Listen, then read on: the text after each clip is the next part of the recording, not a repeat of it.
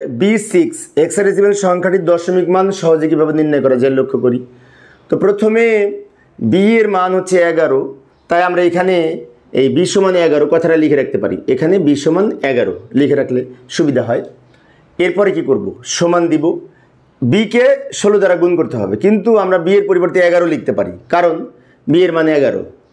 এবার এটাকে ভিত্তি 16 দ্বারা গুণ করব, তারপর প্লাস চিহ্ন দিব, 6 লিখব, 6কেও ভিত্তি 16 দ্বারা গুণ করতে পারি, 6কে 16 দ্বারা গুণ করব, অর্থাৎ বি এর মান 11কে 16 দ্বারা গুণ করলাম, প্লাস 6কেও 16 দ্বারা গুণ করলাম।